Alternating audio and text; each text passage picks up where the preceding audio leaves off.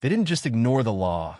No, buddy, they buried it under concrete, hid it in forged plat maps, and thought a clipboard could beat out a deed signed in sweat and ink. My name's Mark Rohr, and let me tell you, every square inch of this land has been in my family since 1978, before any HOA board ever dreamed up a covenant, or Karen Whitlow ever crowned herself queen of the Fourth Creek community.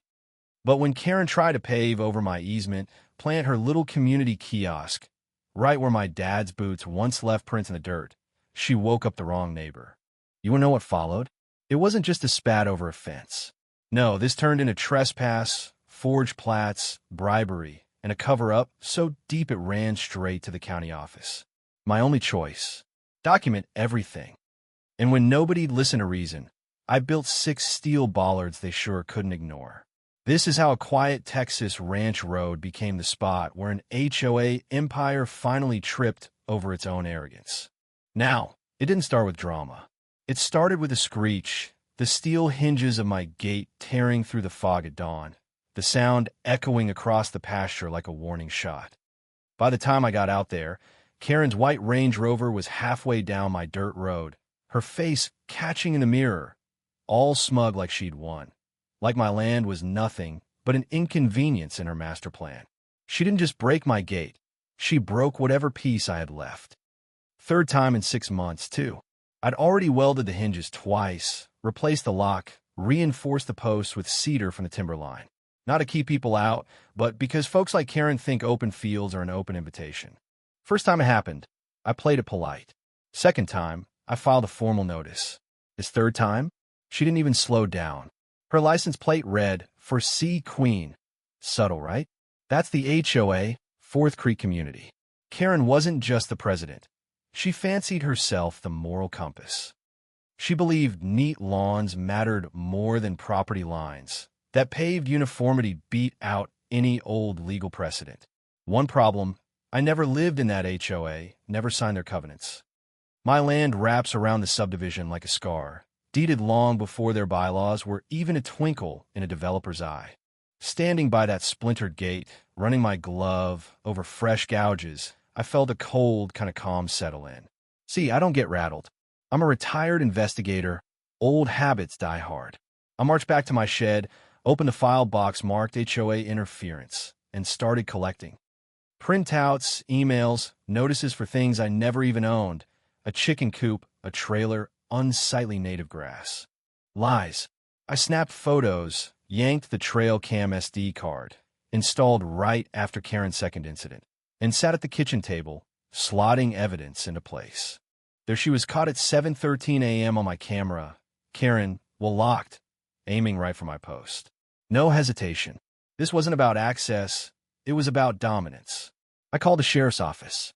Deputy Heron sighed, but when I told him I had footage, time-stamped, angle clear, he finally paused. I made sure to mention the water main running under that path. That got me a promise someone would stop by. Didn't happen. Never does when it's just an HOA thing. So I drove to the county office myself, deed in hand, and pulled a certified copy. Then I dug out my dad's old USGS map, the one he marked up with red ink, topographical lines and all. That easement, my lifeline, was there before a single HOA house ever broke ground. I printed satellite photos, mapped out boundaries, highlighted the easement in blue, and laminated it right on the barn wall. It was time to go to war, paperwork style. By sundown, the HOA sent a violation notice. Gate non-compliant. Aesthetic disharmony. Unapproved obstruction.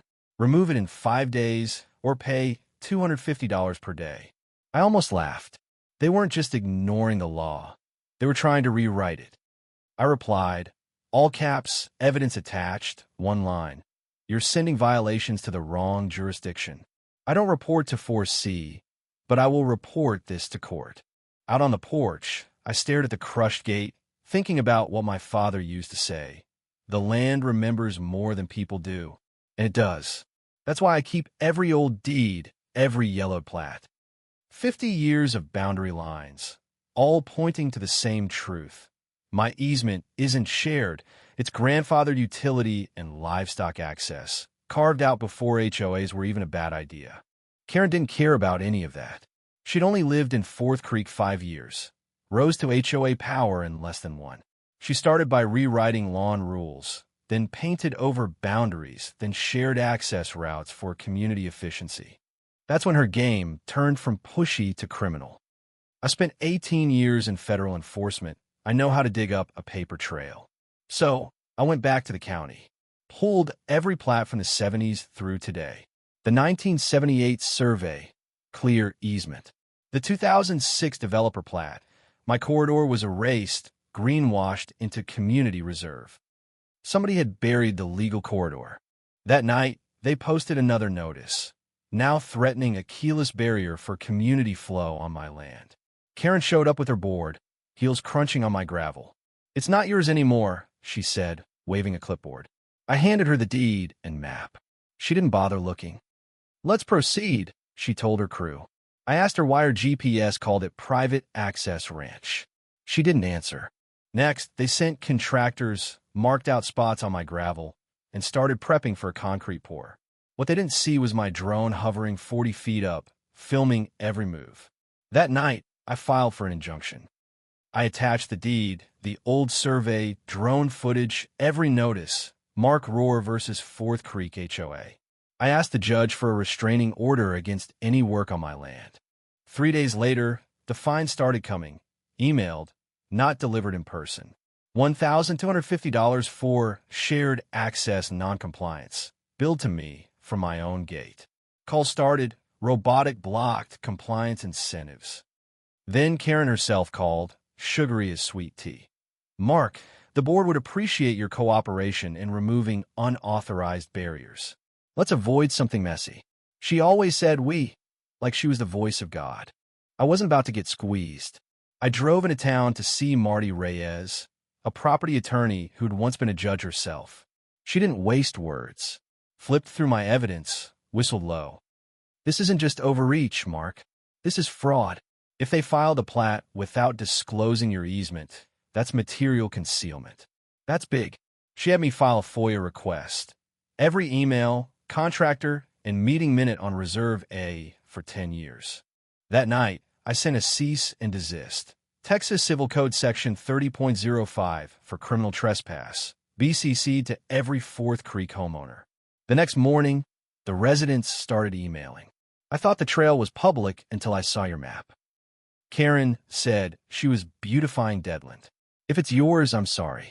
Even some board members admitted they'd been threatened with fines just for asking about my gate. That afternoon, workers poured concrete on my easement for Karen's kiosk. I filmed the whole thing, every truck, every shovel, every arrogant stake in the ground. By the time the concrete cured, I'd built a spreadsheet of every infraction, logged every weather condition, sent the lot to Marty. She had me file for a preliminary injunction, affidavit from my surveyor, plat overlays, drone footage. We served the HOA, 36 hours to respond. Karen went into PR mode, newsletter blasting the neighborhood, painting me as a hostile holdout, obstructing community progress. She underestimated my neighbors' curiosity. A few started posting, "Why is the kiosk sitting on someone else's land?" The narrative began to shift. Then, one night, I caught Karen's assistant, Bo, and a buddy on trail cam, bolt cutters in hand, yanking on my survey stakes, smashing at the concrete pad. I didn't chase. I called the sheriff, brought in the footage, time-stamped logs, photos. The deputy took it seriously this time. Karen was losing her grip, and she knew it. HOA tried a new angle. Had neighbors sign witness statements accusing me of aggressive modifications. My neighbor, Mrs. Luring, refused. "They want people scared of you, Mark, but not everyone's buying it." That night, I uploaded a video, old deed, survey overlay, time-lapse of the concrete pour, trail cam footage of Bo. By dawn, it had 400 views, enough to rattle a small town. The local news picked it up. Then came the showdown. Karen and her lawyer showed up, waving a cease and desist. "You've illegally modified a community access route," he thundered. I handed over the deed, survey, the whole file. "This is my land. You want to argue? See you in court." They accused me of blocking emergency access. "They can call," I said. Like decent people do. I installed 6 steel bollards, all within my boundary, county permitted, painted safety gray. Next day, code compliance arrived. I walked them through every document, showed them the permit, the survey, the footage. First time someone's filed everything before we asked, the inspector muttered. He left without a citation. Karen tried a community forum to spin things her way. She ranted about dangerous structures. But folks started asking the right questions. Did you get permission for the kiosk? How much has the lawsuit cost us? Why is the HOA pouring concrete on private land? That night, someone taped another copy of my map to the HOA office door. We checked. He's right. Word spread fast. The ethics board, the county controller, the local news, everyone was watching now. Even Fourth Creek's former treasurer, David Klein, contacted me. Karen's been funneling money to her brother's landscaping company using fake consulting invoices, 28 grand's worth. The case became more than land. It was civil fraud. 3 board members resigned. Karen tried to play it off at an emergency meeting, but I stood up in the back. You paved over my rights, faked a map, raided your own community's budget, and when that didn't work, you tried to silence me. The applause was quiet but real. For once, people weren't afraid. When it finally went to court, the judge tossed the HOA's injunction and ordered a forensic audit. Karen's license was revoked, her brother's company blacklisted, the Fourth Creek HOA dissolved. My easement was recertified and marked with a new steel plaque. No more violations, no more threats. But the real victory? The quiet that returned. Neighbors stopped by with firewood and casseroles, helped fix my barn, donated plan for the ground where the kiosk once sat. One anonymous letter. You were right. I was wrong. I should have respected the lines drawn before I ever arrived. I filed it away with the rest. I built a new gate that's spring, steel, powder-coated, with motion lights and a solar panel. It opened for those who asked and held firm when tested. On the day we placed the plaque, Emma, my daughter, stood beside me. You did it, she whispered. No, I said. We did. We protected more than property. We protected the principle that truth doesn't need to shout. It just needs to stand its ground. So if you're ever in this kind of fight, hear me, document everything. Know your deed. Never let the loudest voice erase the quiet facts. In the end, the land doesn't lie. People do. Justice didn't come because I yelled louder. It came because the line never moved, not in concrete, not in court. Now I sit out here some nights, coffee in hand, Emma at my side, and we watch the moon rise over that fence line. No headlights, no more threats, just quiet. She asks if there'll ever be another HOA like Karen's. Maybe, I say. But this time, the ground will already be marked. And that, my friend, is what justice looks like in the real world. So where do you draw the line between standing your ground and letting things slide? When is it time to fight back? Drop your story, your thoughts, or your own line in the sand below. Let's hear what justice means to you.